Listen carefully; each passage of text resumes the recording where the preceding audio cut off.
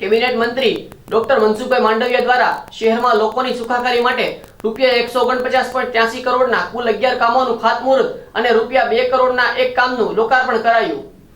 શહેરના સરદારનગર ઝવેરચંદ્ર મેઘાણી ઓડિટોરિયમ ખાતે મહાનગરપાલિકાના લોકાર્પણ અને ખાતમુહૂર્તના કાર્યક્રમનું આયોજન કરાયું હતું, જેમાં કેબિનેટ મંત્રી મનસુખભાઈ માંડવિયા અને રાજ્ય કક્ષાના મંત્રી એવા નીમુબેન બામણિયાના હસ્તે લોકોની સુખાકારી માટે ₹149.83 કરોડના 11 કામોનું ખાતમુહૂર્ત અને ₹2 કરોડના એક કામનું લોકાર્પણ કરાયું હતું, જેમાં ભાવનગર મહાનગરપાલિકાના મેયર ભરતભાઈ બારડ, ધારાસભ્ય Sejalben Pandya, collector R.K.. Mehta, municipal commissioner Sujit Kumar અને ભાવનગરના આગેવાનો ખાસ ઉપસ્થિત રહ્યા હતા।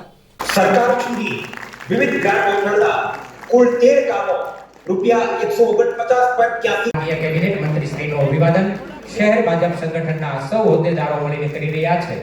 આવો આપણે સૌ સરકારશ્રી તથા રાજ્ય સરકારશ્રીની જન સુખાકારી હેતુસરની ગ્રાન્ટ આજે 150 કરોડ કરતા વધુ વિકાસના કામોની ભેટ જેમના કાર્યક્રમોથી મળી રહી છે।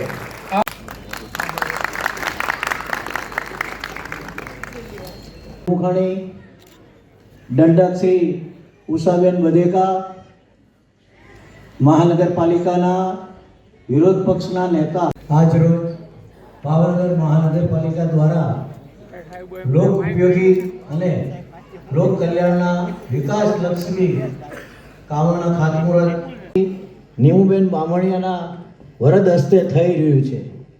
ભાવનગર શહેરનો વ્યાપ અને વિસ્તાર વધેલ હોય આગ જેવી ભાવનગર મહાનગર દ્વારા આયોજિત વિકાસ કાર્યોના લોકાર્પણ અને શિલાન્યાસ પ્રસંગે મારો ઉપસ્થિત રહેવાનું થયું। 150 કરોડના ખર્ચે મહાનગરમાં જે વિકાસ કાર્યોનું શિલાન્યાસ થયું છે, જેને લઈને મહાનગરની સુખાકારીમાં વધારો થશે, મહાનગરની સગવડતાઓમાં વધારો થશે। ભાવનગર ઔદ્યોગિક રીતે વિકસી રહ્યું છે, પ્રગતિ કરી રહ્યું છે। ભાવનગરની અંદર સીએનજી ટર્મિનલનું કામ ચાલુ થવા જઈ રહ્યું છે। કન્ટેનર મેન્યુફેક્ચરિંગ દેશની અંદર સૌથી વધારે અથવા તો દેશનો સૌથી મોટો પ્લાન્ટ એ ભાવનગરની અંદર છે। બાજુમાં ધોલેરા સર ડેવલપ થઈ રહ્યું છે। ધોલેરા અને ભાવનગરની વચ્ચે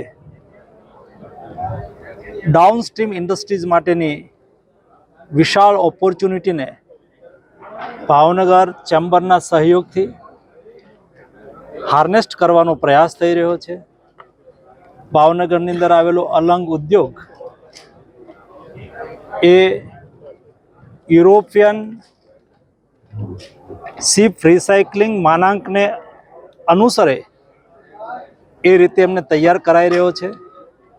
ભાવનગર રોરો રોપેક્સ દ્વારા દક્ષિણ ગુજરાત સાથે જોડાઈ ચૂક્યું છે।